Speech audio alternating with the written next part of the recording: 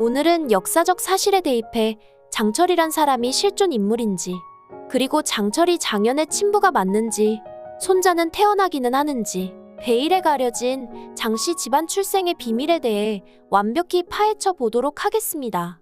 단, 해당 내용은 개인적인 분석을 통한 내용인 만큼 본방송과는 다를 수 있습니다. 지난 15회에서 남현준이 장철의 집을 방문했을 때 한 제자가 이렇게 말합니다. 오늘은 스승님의 선친이신 영무공의 기일이며 해마다 기일이 되면 시금을 전폐하신다고 말이죠. 헌데 아버님의 기일과 스승님의 하나뿐인 아드님이 죽은 날이 같다며 어쩌면 아드님의 죽음을 애통해 하시는 것일 수도 있다고 말하죠. 이에 연주는 장철에게 아들이 있었다는 사실에 놀라며 의문을 품습니다. 이때 드라마 화면이 전환되면서 곧바로 등을 긁고 있는 장현의 모습이 비칩니다. 즉 이쯤 되면 누가 봐도 장철의 아들이 이장현이 맞다고 볼 수 있는 대목이죠.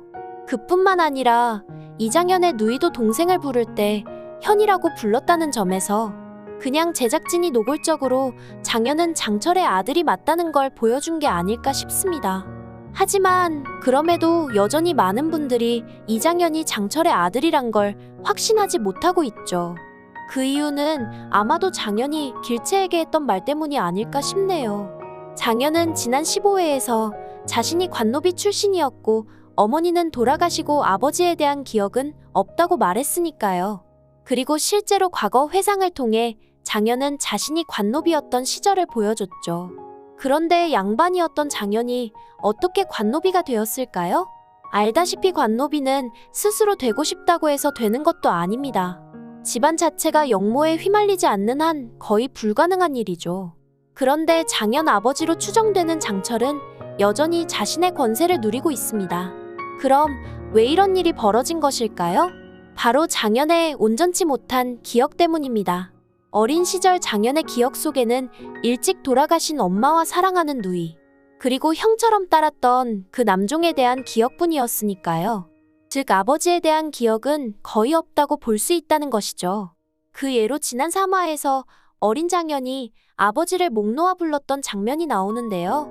이 장면을 자세히 보면 스스로 기억하고 싶어서 한 것이 아니라 갑자기 의도치 않게 불현듯 그 기억이 떠올랐음을 알 수 있습니다.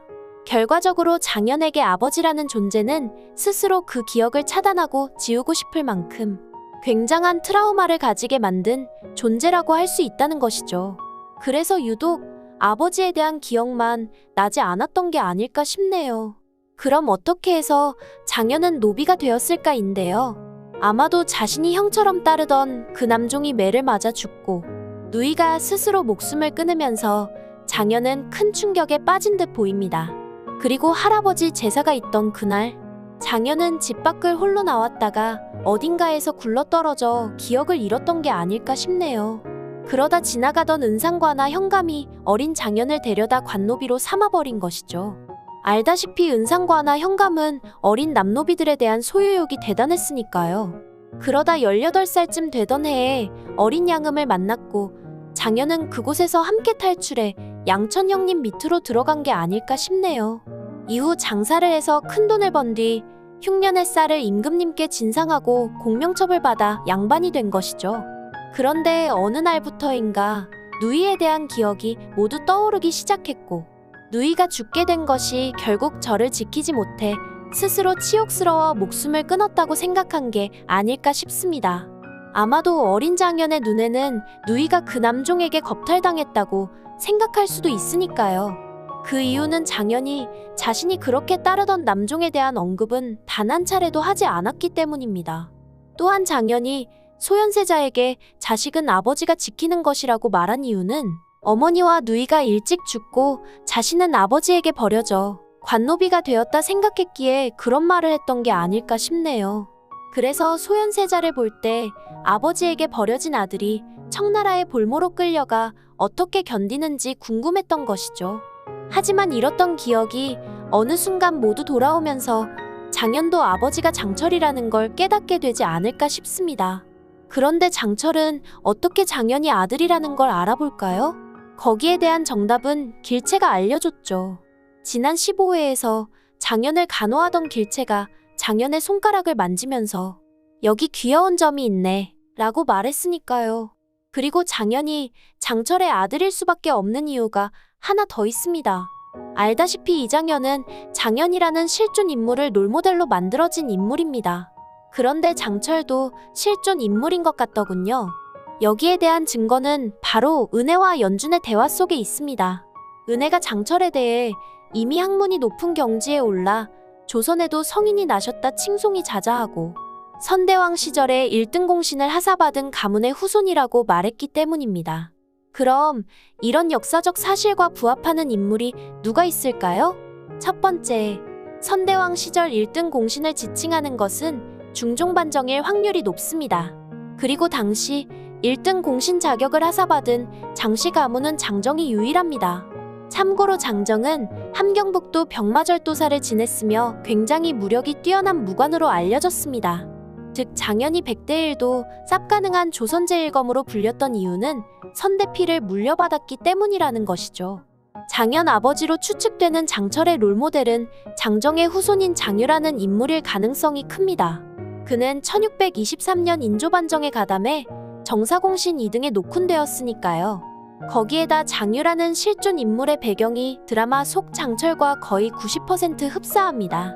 역사 기록을 살펴보면 장유는 천문지리 의술병서 등 각종 학문에 능통했고 서화와 특히 문장에 뛰어나 조선 문학의 사대가라는 칭호를 받았으니까요. 그리고 드라마 속에서 장철을 은둔거사라고 표현했듯이 장유 역시 예조판서를 거쳐 우의정에 임명되었지만 모든 관직을 버리고 은둔했습니다. 그리고 외아들에게는 사연이 하나 있는데요. 바로 며느리가 길채처럼 청나라에 끌려갔다 속환되었다는 것이죠. 이에 장유는 인조에게 두 사람을 이혼하게 해달라고 청을 하기도 했습니다. 결과적으로 드라마 속 장철의 롤모델이 장유가 맞다면 이장현이 그의 아들일 확률은 거의 확실해진 것이죠. 물론 역사 속에서 실존하는 장현의 아버지는 전혀 다른 분입니다. 아마도 드라마적 픽션을 위해 두 장씨 집안을 섞은 게 아닌가 싶네요. 그리고 장철이 장현 아버지가 맞다면 딸도 있겠죠. 드라마에서는 아직 장철의 딸에 대해서 언급은 없었지만요. 참고로 실존 역사에서 장유에게도 두 딸이 있었는데 둘째는 효종의 왕비인 인선왕후가 되었고 장녀는 얼굴에 종기가 있어 엄청 고생을 했다는 기록이 있는 걸 보니 오래 못 산 듯합니다. 아마도 이런 장녀의 설정이 드라마 속에서는 장현의 누이가 스스로 죽음을 택한 것으로 바뀐 게 아닐까 싶네요. 아무튼 장철이 죽은 걸로 생각했던 아들이 살아 돌아온 걸 알게 된다면 그 어떤 짓을 해서라도 살리지 않을까 싶네요. 가문을 중시하는 그로서는 일단 아들을 살려야 대를 이을 테니까요. 그러고 보니 길채가 장씨 집안 맏며느리가 되겠네요. 참고로 역사에서 장철의 모델인 장유의 손자 이름은 장원이었습니다.